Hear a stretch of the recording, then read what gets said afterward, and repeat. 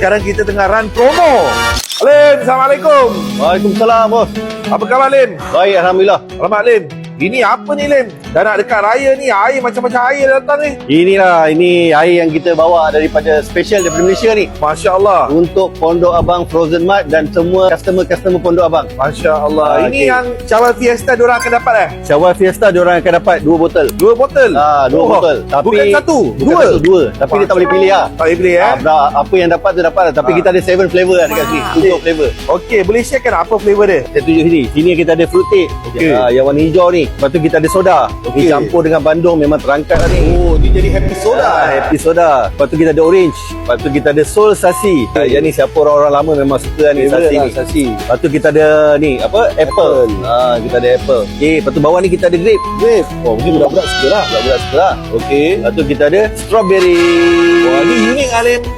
Jarang-jarang ada strawberry. Strawberry je bukan strawberry macam. Alamak. Jadi 1, 2, 3, 4, 5, 6, 7. Masya Allah, 7 flavor. Kita ada So, Lim, 7 flavor. kalau diorang nak beli, diorang boleh beli dekat kita punya Frozen Mart. Diorang boleh Frozen beli kat Mart. kita punya online jugalah. Online. Lepas tu kita boleh beli kita punya Syawal Fiesta. Tapi Syawal Fiesta kita dah Betul. Masya Allah. Kita mengucapkan ribuan terima kasih kepada semua penyokong-penyokong Pondok Abang, Lim. Okey. Yang telah membeli kita orang punya Hari Raya Packages Syawal Fiesta yang akan dapat 2 botol, bukan 1 tapi 2 botol 2 botol. Alhamdulillah. Dan kepada siapa-siapa yang ingin membeli, sekarang kita tengah run promo $18 sahaja bagi 12 botol. Maknanya satu botol roughly dalam $1.50 saja. Jadi satu crate lah kita ada 12 botol. Lepas tu yang paling penting ni kalau boleh tengok B dapat B. Lepas tu 5% 5% lah lebih kurang sugar dia. Oh, jadi dia kira-kira kurang healthier manis. choice lah. Healthier choice. Dengar-dengar dekat sini pun ada tulis healthier choice kat botol dia. Ya, kalau tu dia. Tu.